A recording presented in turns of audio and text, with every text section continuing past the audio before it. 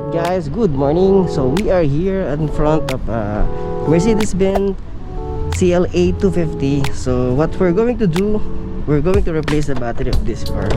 Alright, what is the first place you have to do? So what you have to do first, we have to clip it out the bonnet over here. Okay, we have a red button over here to open the bonnet. Alright. And second things, you have to open the bonnet over here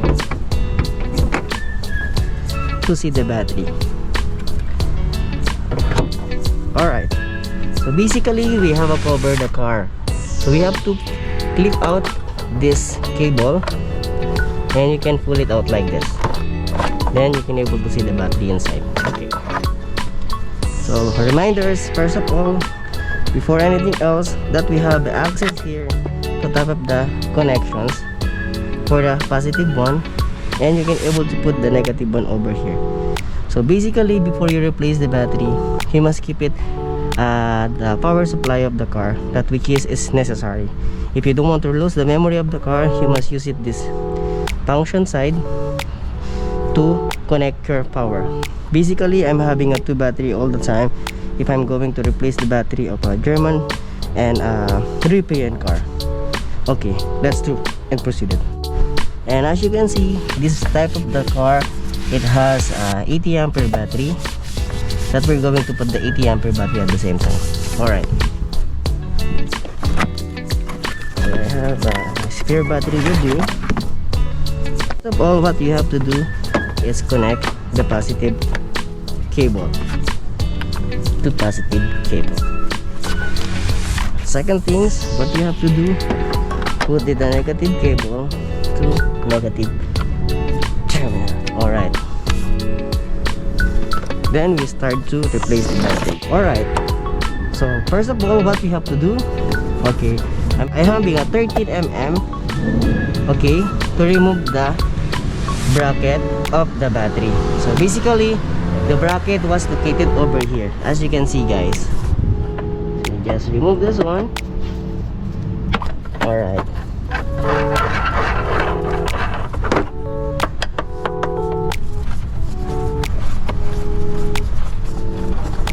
I hope you can see the video over here.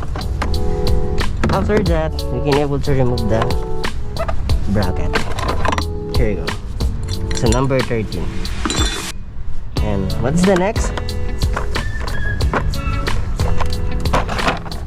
We have to use the number 10 spanner, so the 10 millimeters, to untight the terminal.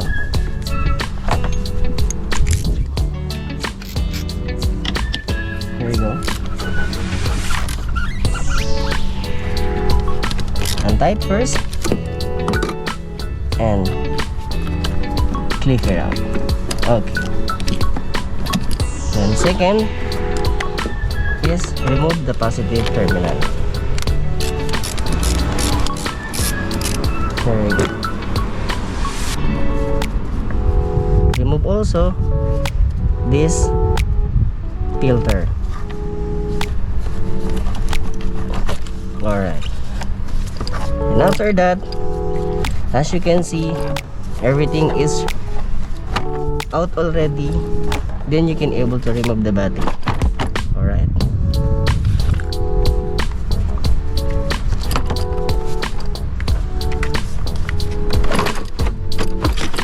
okay, we can take it out now. There we go. Now we're going to put the new battery. Basically, I'm just using the AGM technology or the gel technology, that will be longer and more powerful battery for this car. Always remember, we're doing your job, all the cable was connected properly, so it will not give you any headache or trouble to lose the memory of the car. Basically, why they're using the cable connected from the other battery to maintain the power of the car, that it means it will not lose the power supply and then can keep stable the memory of that car.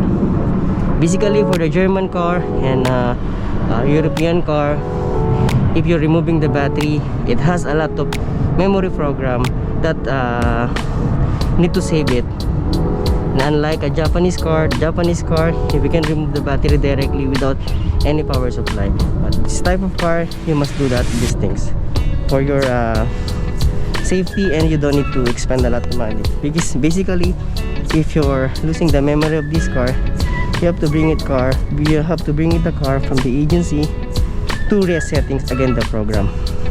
So okay, so we're going to install now the new battery. This is 80 ampere. Here we go.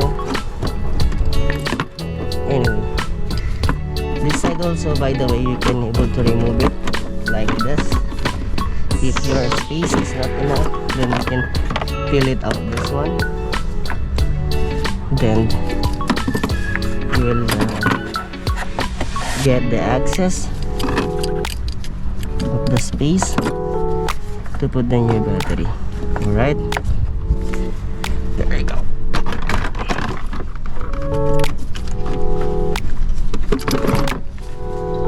Okay, then it's gonna be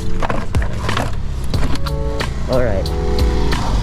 Now since already installed inside, you have to put it back the cover.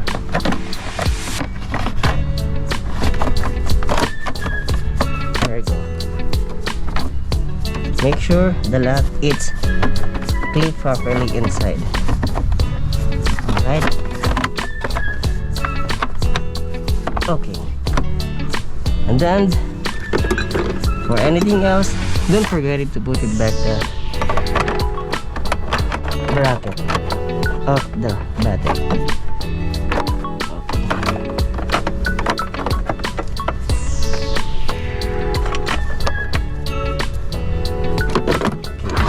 Using the number 13 spanner.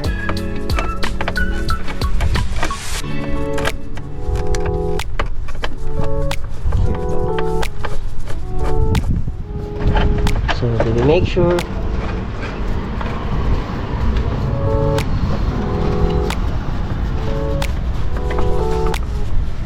sure the bolt is tight properly.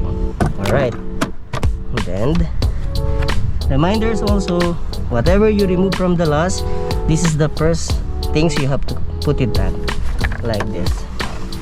I removed first the negative one, and the positive one is the last.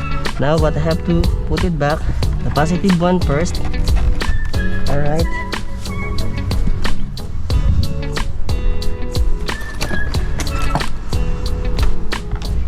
positive one first.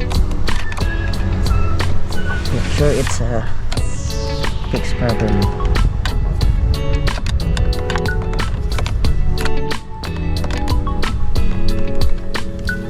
Alright.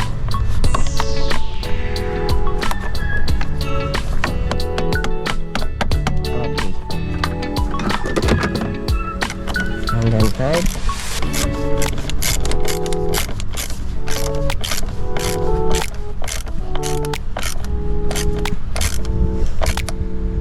After that is the negative one. There you go.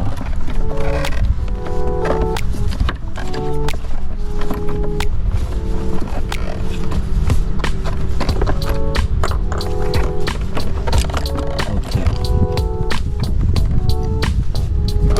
And make sure the all terminal is tight properly.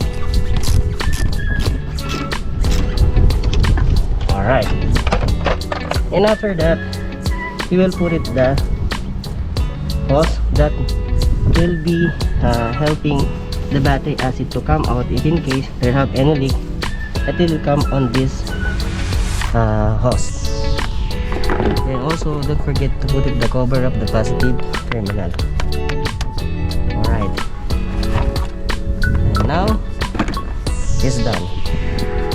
So we have to remove the memory backup cable to check it the new battery if it is okay or no, if it is working or no. Okay.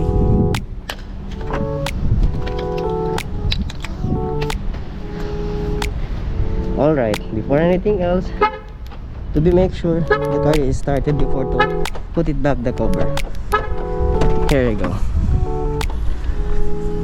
So we'll try it now. Alright.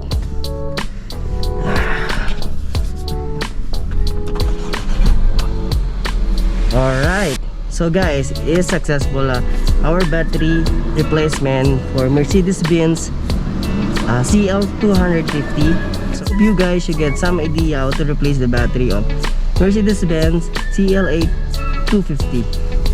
And I hope you enjoyed our video, and if you are new for my video, I hope you subscribe my YouTube channel and click the notification button for new updated videos. So see you guys on my next video. Hopefully everyone is safe. God bless all, and peace out.